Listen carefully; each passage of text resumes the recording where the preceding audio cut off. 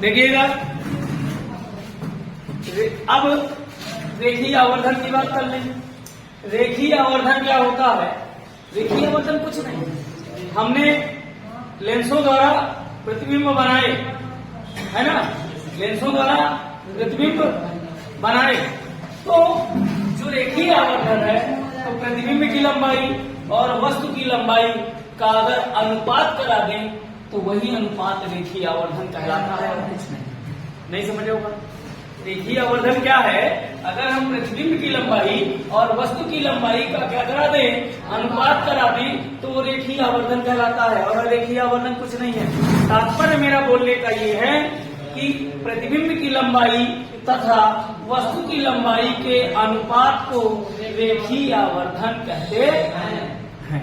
समझ रहे हो ना? कंफर्म हो गई बात?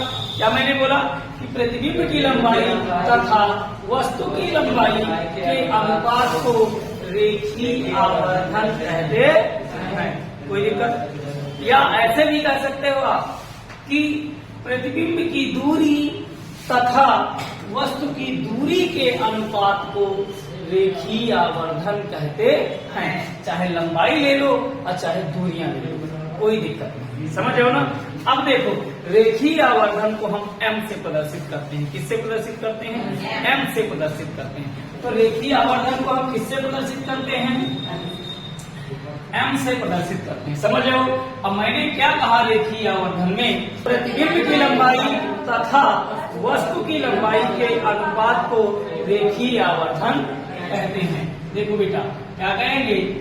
प्रतिबिंब की लंबाई, छोटा लिख रहे हैं क्या? प्रतिबिंब की लंबाई तथा वस्तु की लंबाई के अनुपात को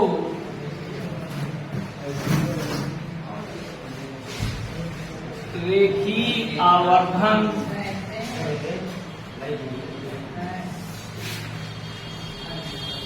कहते हैं।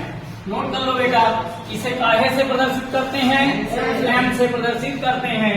इसका मतलब कि यहाँ देखो, ध्यान से देखना, आगे लिख सकते हो, इसे m से, इससे m से प्रदर्शित करते हैं। समझ रहे हो ना?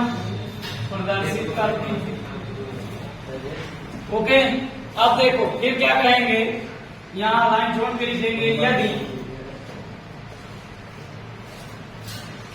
प्रतिबिंब की लंबाई h डैश, क्या कहेंगे? h डैश तथा वस्तु की लंबाई h हो, तो समझ रहे हो ना? m बराबर क्या हो जाएगा? h डैश बटे h। कोई दिक्कत किसी को? अच्छा, एक बात और समझिएगा, मैंने एक बात और बोली है ना कि जहां पर मैं प्रतिबिंब की लंबाई का हूं, आप ये भी कह सकते हो कि प्रतिबिंब की दूरी तथा वस्तु की दूरी के अनुपात को रेखीय आवर्धन कहते हैं।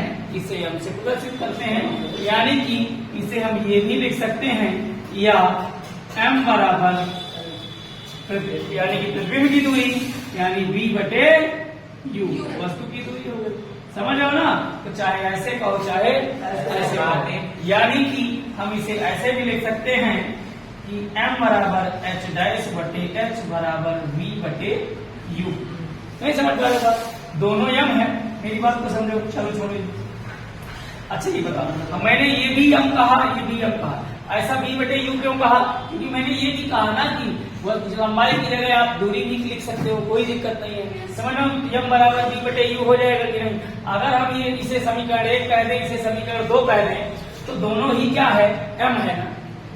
दोनों ही क्या है? m है। यानी कि समीकरण 1 और समीकरण अगर हम 2 इनको मान लें तो कहें समीकरण 1 और समीकरण 2 की तुलना करने पर, तो बेटा ये बताओ h डैश बटे h बराबर v बटे u नहीं हो जाएगा? समझ रहे हो? तो ये आप कंफर्म हो गए रेखीय आवर्धन।